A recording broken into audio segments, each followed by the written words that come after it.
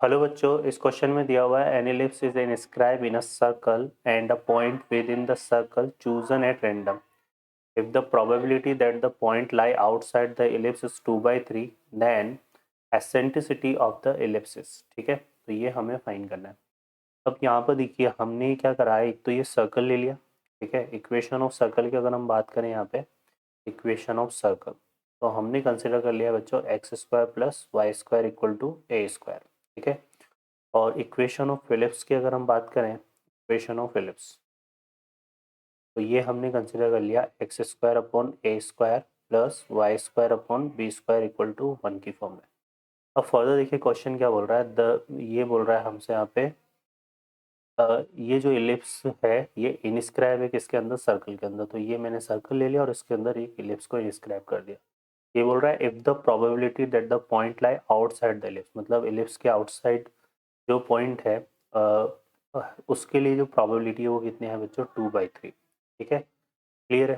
तो हमें eccentricity find करनी है एलिप्स की। तो यहाँ पे एलिप्स के आउटसाइड मतलब पॉइंट हमारा यहाँ है। ठीक है ना, क्योंकि उसने आउटसाइड द एलिप्स बोला है, तो ये पॉइंट हमारा यहाँ होगा। मतलब ये जो शेडेड रीजन होगा, इस शेडेड रीजन में हमारे पास क्या लाई करेगा, वो पॉइंट लाई करेगा।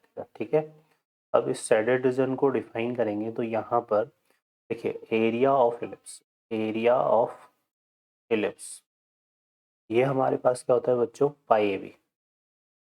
ठीक है, और area of circle, area of circle क्या होता है, पाई ए स्क्वायर।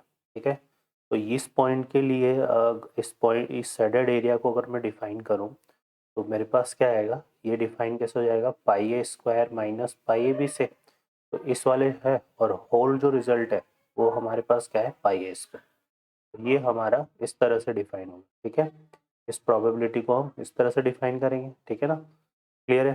तो ये होल एरिया इसमें आ जाएगा और ये हमारे पास इस प्रोबेबिलिटी को इस तरह से हम डिफाइन करेंगे। ओके बच्चों, तो यहाँ पर ये जो प्रोबेबिलिटी है किसके इक्वल है, 2/3 के इक्वल, तो इसको 2/3 कर देते हैं। तो यहाँ से देखो क्या होगा, पाई कॉमन आके कैंसिल हो जाएगा, इधर से ए हमारा ए कॉमन ले लेंगे, तो यहाँ से हमारे पास क्या बनेगा, ये हमारे पास बनेगा a minus b upon a equal to 2/3। तो इसको सॉल्व करने पे 1 minus b upon a equal to कितना आ रहा है बच्चों, 2/3।